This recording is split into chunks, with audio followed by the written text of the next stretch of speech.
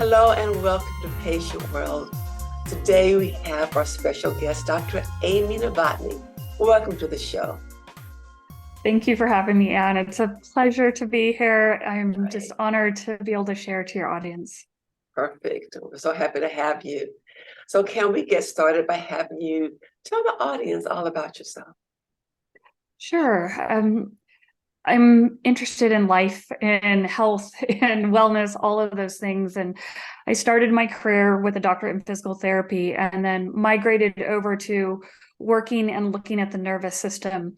And it's not necessarily the nervous system where we're looking at maybe like neuropathy in the feet where you have numbness and tingling, but more of the autonomic nervous system, that fight or flight mode that affects all of our body systems, and how we can learn to get out of that fight or flight state into a calm state. And so I approach it a little bit differently than a lot of people. Sometimes people look at maybe hormones, but what I do is I look at how does your physical body creating a stimulus to that fight or flight nervous system that ramps you up so that your body is in a high alert state that then creates a situation where mental and emotional stressors are perceived at a greater danger. And so it's been a journey. It's been years and years of developing this process and this method, which I call the PABR method. And now I work with people virtually throughout the world to help them calm their nervous system to alleviate chronic pain, the need for certain orthopedic surgeries, stress, anxiety, panic, insomnia. And even I do have a segment of clientele who come to work with me just for different types of trauma and abuse so that they can feel safe in their body again. So that's me in a nutshell. That is a lot. And Yeah. the stress and the pain, all of those things are huge issues that we deal with on a day-to-day basis. So what sorts of things would you suggest, would you recommend to the listening audience? Right. So I want to kind of take us back to when we were kids a little bit. When we were taught sit up straight, chest out, shoulders back, suck up your gut. We're kind of taught this almost Superman military posture. And we're told that that's the way we need to exist and be. And we get into our heads, we need to exist that way. And we often take it to an extreme. And sometimes we don't follow through with that, but we often try to do that. If we're sitting, we sit on the edge of the chair, we sit on a bouncy ball, those types of things. And I'm going to challenge that advice, because when we do that and we suck up our gut, stick our chest out and pull our shoulders back, we're taking a rib cage that should be in like a cylindrical form. We're lifting up the front, we're arching it back, and now we're tipping it on an edge where it becomes very unstable. When that happens, muscles in our body have to work extra, specifically our back muscles. They work extra, which compresses on the fight or flight nervous system along our back, and it ramps us up. Now, that nervous system is very important. We need it for getting us out of danger, but we're not supposed to exist that way all the time. So what I tell people is be really careful about how much you suck up your gut. If you suck up your gut and you feel your ribs lift up and your back arch, you're putting yourself in a state of fight or flight that's going to be perceived by your body that you're not in a safe situation. So muscles then start to contract without your awareness. They start to pull bones and joints out of position, starts to lead to tissues butting up against each other, wear and tear, pain, inflammation. And what happens also is when you lift that chest up abnormally, you change your breathing mechanics into a state of fight or flight. Because when your front ribs lift up, you decrease support for your diaphragm. So then you have to use your neck, shoulders, intercostals, and back to breathe. And it's going to be a more shallow breath. And eventually, you lifting up your ribs, they can't lift up anymore. So when people have stress, anxiety, and panic, they feel like they can't breathe because the breastbone can't sink in to get them into what we call parasympathetic relaxation. So I warn people, sitting up straight and overdoing it is not always the right thing for all of your body systems. Now, we're not talking about you want to be slumped and hunched over. There's this fine medium where your rib cage can drop down into that cylinder shape again, where your back is just gently supporting you, not dominating you, and I'm not trying to get stimulating there the nervous now. system. I'm trying to figure out. I That's know. great information. One of the things I'll tell people, one quick thing is let your belly button go. When you let your belly button go, you can feel the front of your ribs drop down. You're getting closer to where you should be in neutral, so your body can be in a calm state. Okay, that sounds good. I just did it. Okay. Yeah. Right. Now, coming from somebody with a physical therapy background, that means a lot because most of us don't understand how all of these things work with the body mechanics. But Yeah. you've taken a pretty deep dive at explaining, Mhm. what is happening when you do different things. And most people, we just don't have that background. So tell us more. This is very interesting. I have my belly button out and I'm all set to go. Sure. So, what I usually recommend for people just to get started is to sit all the way back in their chair.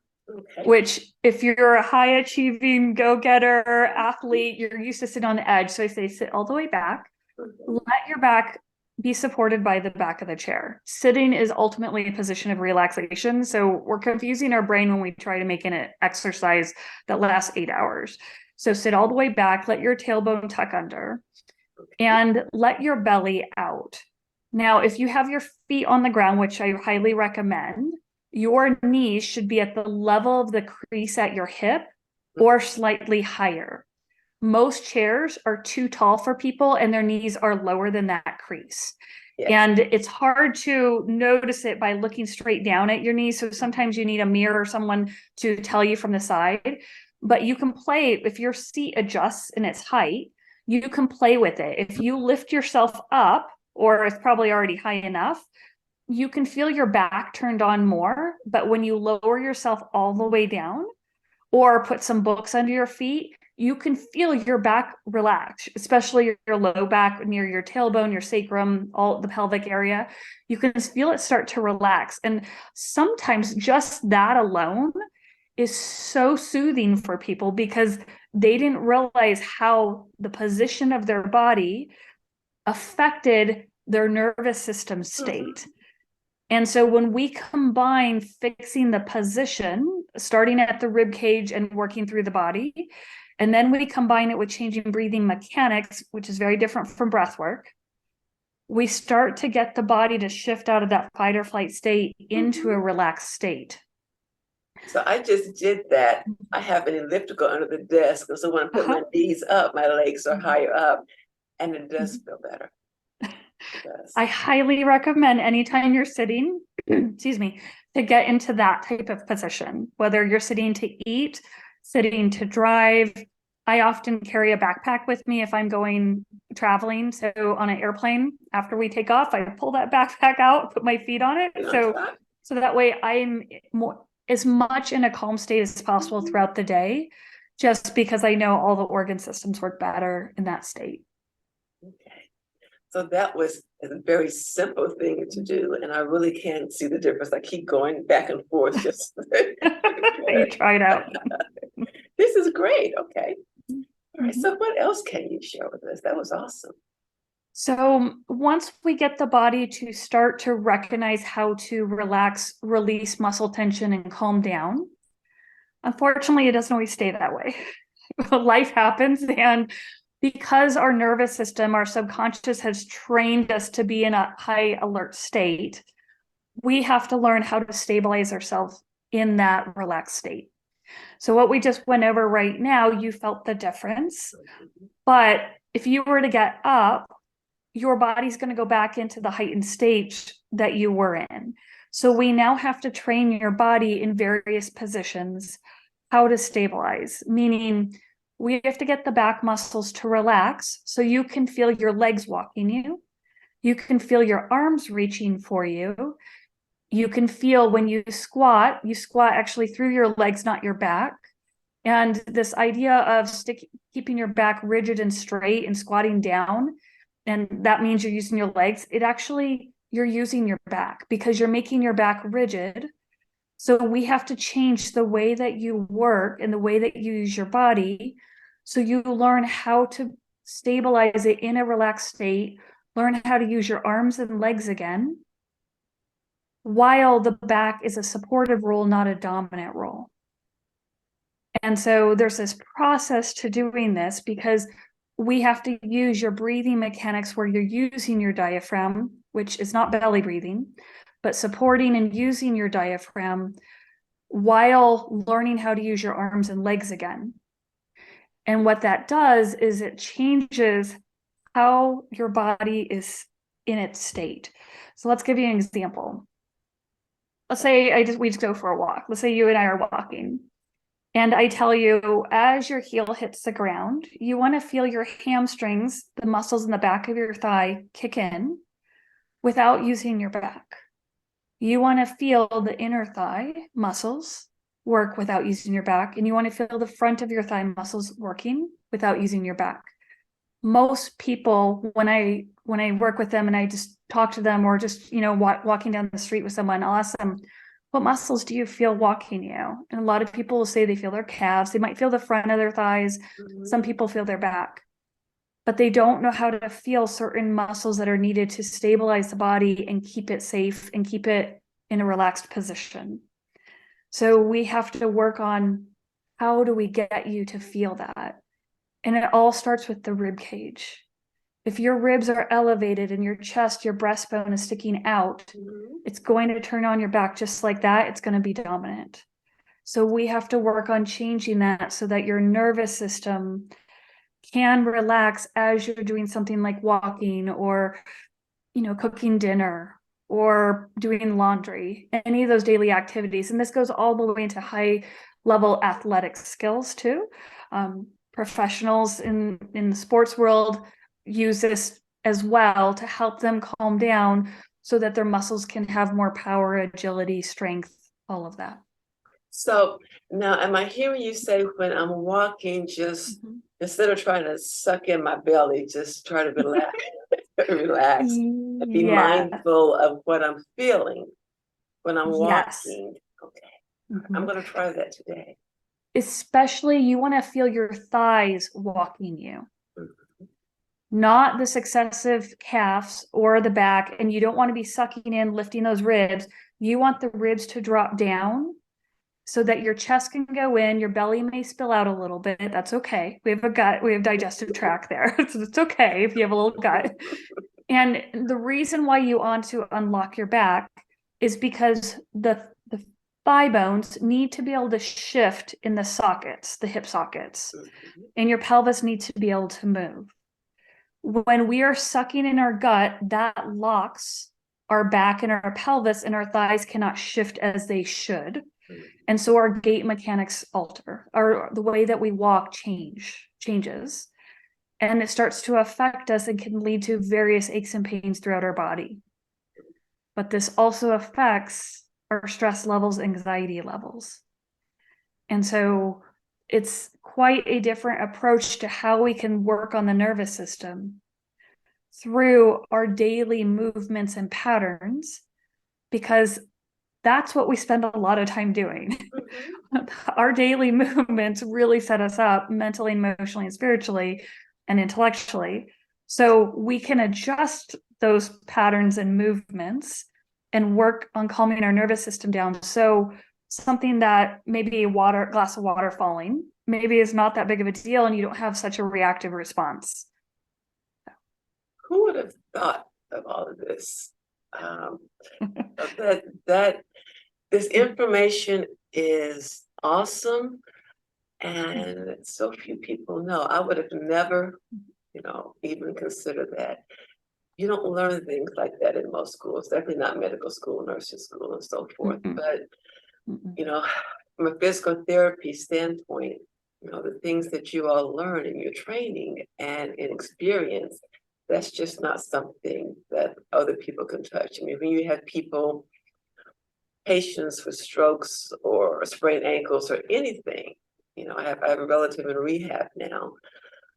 So that expertise, you just can't really touch it with anything because we just don't know. It's different to be home and say, well, I read this, and to have somebody who has that kind of training who can direct you to A, B, C, D, and E.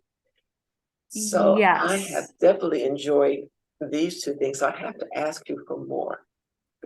Yes. And I just want to clarify. So this actually is not taught in physical therapy school. None of the doctoral programs teach this. This is something that I've discovered many years post physical therapy school when I realized that I was missing something.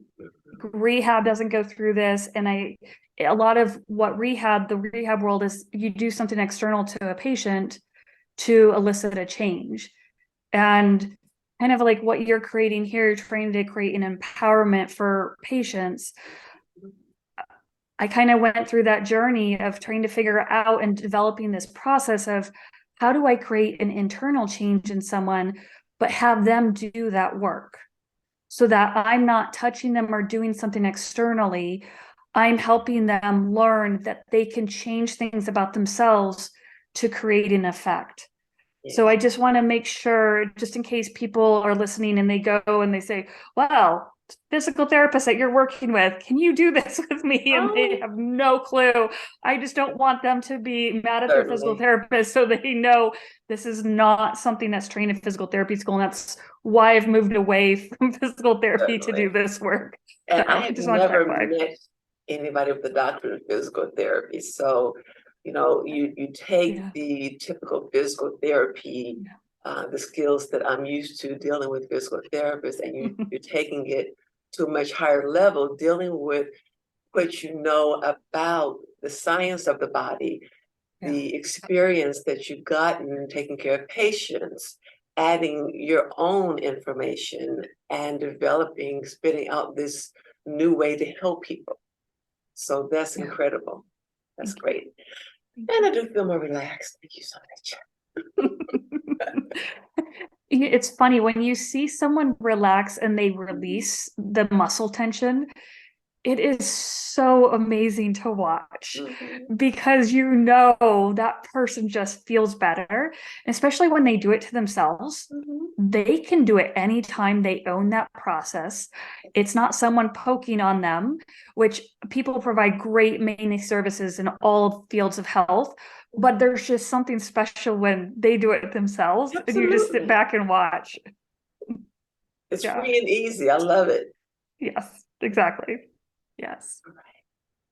Well, is there anything else that you'd like to share with the viewing audience today? Sure. So when you're kind of going through thinking about these things, just start poking at your life. So notice when you're going about your day through work, if you're holding your breath, notice how much you're sucking up your gut. If you're going to the gym or doing some kind of athletic activity, just start noticing your nervous system. Do you feel ramped up? Can you exist in whatever activity it is in a calm state? If you can pause and you can start to look at how your nervous system is reacting to a situation, that awareness is the first step to deciding, okay, do I need to take action for it? Do I need to do something about it? And I just want to give like an example. So a lot of times I'll see people who have chronic pain, joint pain, and they've been diagnosed with arthritis. And often it's kind of in the later years of life, more instead of the earlier years. And I'll talk to that person and they'll kind of tell me their life story and how they've had this joint pain for 10 years, 20 years, been doing injections or some other type of treatment. And we start working on how to calm down this nervous system, starting with some of the tips that I shared about today. And all of a sudden they start feeling their pain go away. And they get into it deeper and deeper and they feel the pain go away. And their question is, how is this happening? I have arthritis. So I just want to talk about that just a little bit because we often blame arthritis as the source of all of our joint pain. But I just want to propose that when your nervous system ramps up over the years, over the days, over the weeks, over the years. The muscles that we were talking about that tighten up, they start to pull your bones and joints slightly out of position. That leads to some wear and tear, some tissues butting up against each other. That happens over the years, but that doesn't mean that's the end result and has to stay that way. If you start looking at how to calm yourself down, your body gets back into a neutral position, the muscles release. Guess what? Bones and joints start to go back into a neutral or close to normal position. Pain goes away. And that's how you can avoid various surgeries, because if we can get rid of the stresses that cause muscles to contract and pull you into an abnormal position, we basically reverse the process that's happening over the years. So that's why you hear the word stress a lot as a source of many conditions or diseases. It really is causing a lot of problems, because if we don't release that daily physical change from stress, our body changes overnight and you don't recognize that you've changed over time. I had never thought then, of it that way, yeah. of an anatomical standpoint, but that makes perfect sense. Mm-hmm. And it's really neat to see that you don't even touch someone and their arthritis pain that they were diagnosed with goes away. It's pretty amazing. And then they know what to do so it doesn't come back. So all of this information has been wonderful. thank you. How would you want people to contact you to learn more? Sure. I have a website. It's called paberinstitute.com. So PABR institute.com. And PABR stands for Pain Awareness Breathing Relief. Mm-hmm. You can set up a discovery call with me for free. There's plenty of resources for free, as well as ways that we can work together if that's something that you feel is right. That's great. And I'm going to put the information as far as how to reach you at the end of this interview, as well as in the description. So thank you so very much for your expertise. And I'm breathing a little bit calmer now, a little bit more relaxed. And I work at home a lot. Mm-hmm. So having a new position that will bring stress release is great. So thank you personally, and thank you on behalf of the other people that you're helping. You have a blessed day. Okay. Bye-bye.